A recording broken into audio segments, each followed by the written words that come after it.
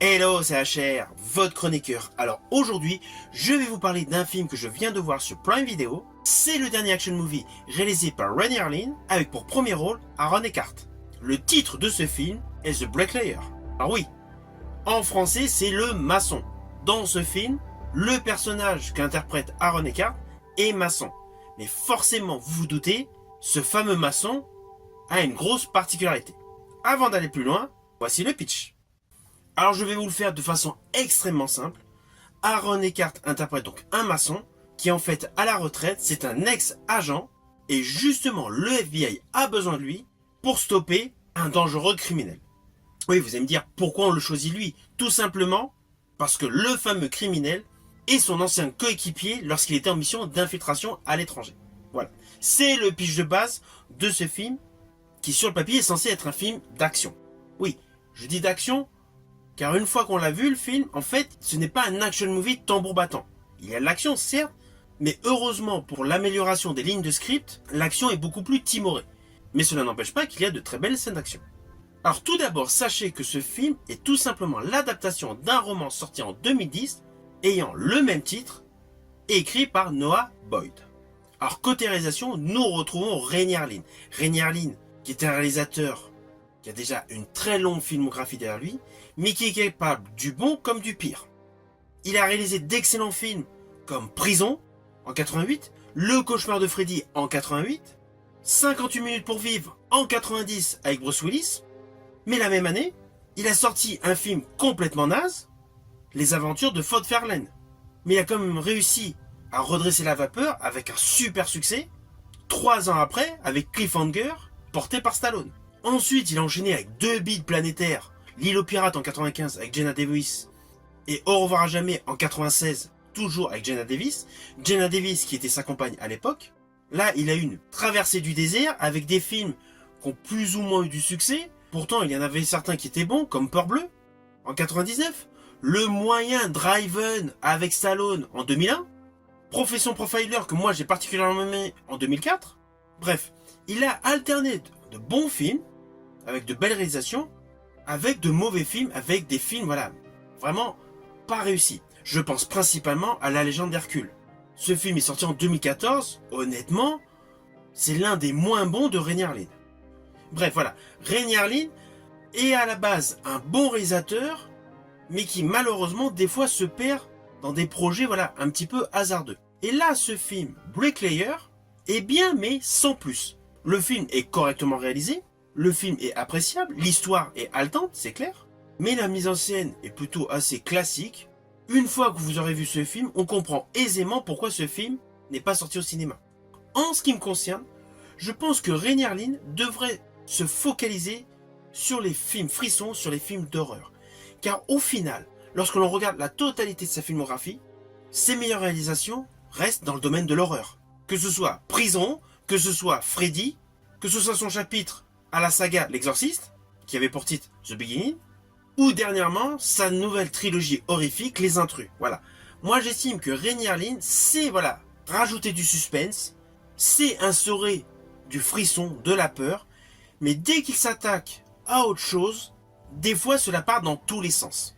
Et malheureusement, dans tous ces films d'action, cela se voit.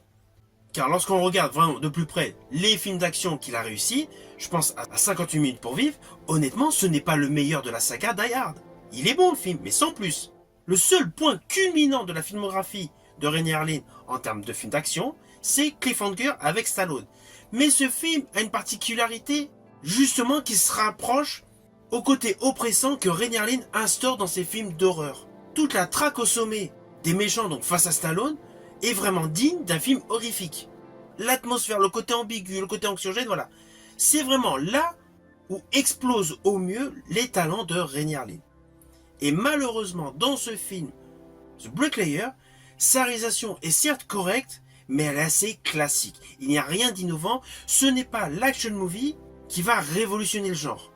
Alors concernant l'interprétation d'Aaron Eckhart, elle est bonne, c'est un acteur de talent. Ceci dit, selon moi, ces dernières années, Aaron Eckhart se gâche dans des compositions qui sont loin de mettre en exergue sa valeur d'acteur. Il était parfait en Harvey Dent, aux côtés de Christian Bale, dans The Dark Knight. Il était parfait, il était top aux côtés de Gerard Butler, dans La Chute de la Maison Blanche. Il a eu quelques rôles pas mal, comme dans le film Incarnate, ou sa prestation dans The Expatriate, une sorte de Taken avec Aaron Eckhart. Mais justement, il est là le problème. Comme ce film The Expatriate, où il avait un rôle assez proche de Liam Neeson dans Taken, ces dernières années, il se focalise dans des action movies. Que ce soit dans Wonder, que ce soit dans 64 minutes chrono, honnêtement, voilà, c'est des films popcorn. Honnêtement, on n'a pas besoin d'avoir un acteur de talent exceptionnel pour jouer dans ces rôles. Alors, je n'ai rien contre l'acteur Dolph Lundgren. Dolph Lundgren, voilà, fait partie de ces acteurs de films d'action que j'ai apprécié quand j'étais beaucoup plus jeune, et ça me fait toujours plaisir de le revoir à l'écran. Mais on va pas se mentir, Dolph Lundgren ne fait pas partie des meilleurs acteurs de cinéma, et justement Aaron Eckhart est en train de jouer dans des films qui auraient collé parfaitement à Dolph Lundgren. Lorsque vous allez voir ce film The Bricklayer, vous allez vraiment avoir l'impression de regarder Icarus avec Dolph Lundgren. On est vraiment dans la même posture de film, dans le même jeu d'acteur. Les dialogues s'en retrouvent un petit peu limités. La mise en scène, enfin le jeu d'acteur, on va dire, est vraiment copié-collé à l'acteur Dolph Lundgren. Et en termes de twist, le twist qu'il y a dans ce film, c'est classique. Honnêtement, on le voit venir, mais à 20 km. Toute la fin du film, en fait, on la devine aisément. Alors certes, la réalisation est correcte de Renny Harlin, sans être exceptionnelle. Certes, Aaron Eckhart est un bon acteur. Mais au final, cela ressemble à un produit direct-to-vidéo porté par Dolph Lundgren. Voilà, ce n'est pas du tout un film exceptionnel. De ce fait, je suis assez perplexe. Car dans le fond, il y avait du potentiel. Mais l'histoire n'a pas été, selon moi, assez bien travaillée. Et le côté mise en exergue du gars, voilà, qui est devenu très calme, très stoïque dans son coin, qui est devenu maçon pour sortir, se dégager de cette ex-vie d'espion, n'est pas forcément parfaitement retransposé à l'écran. J'estime qu'il aurait dû y avoir davantage de travail, davantage de correction aux lignes scénaristiques de ce film. Et alors ce qui m'angoisse un petit peu, c'est qu'Aaron Eckhart semble être bloqué maintenant dans ce type de rôle. Prochainement, on va le retrouver dans un autre action movie qui a pour titre Deepwater, réalisé par Renny Harlin. Donc il va retrouver Renny Harlin, ok, Renny Harlin va faire un film correct, ça c'est clair, mais j'ai un peu peur de ce que ça va donner. Alors que sur le fond, Renny Harlin est capable de faire tellement mieux, et Aaron Eckhart a un réel talent d'acteur. Malheureusement, le temps où il jouait le Dahlia Noir, Coup de foudre à Seattle et The Dark Knight est bien loin derrière lui. I'm the bricklayer.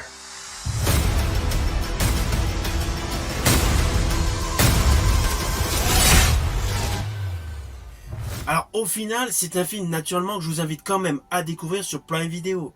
Mais on va pas se mentir. Sitôt vu, sitôt oublié. Ce n'est pas un grand film.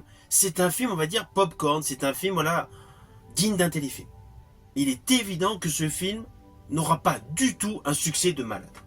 Si vous avez aimé ma vidéo, n'oubliez pas, petit pouce vers le haut, pensez au partage. Quant à moi, je vous dis à bientôt pour une prochaine vidéo.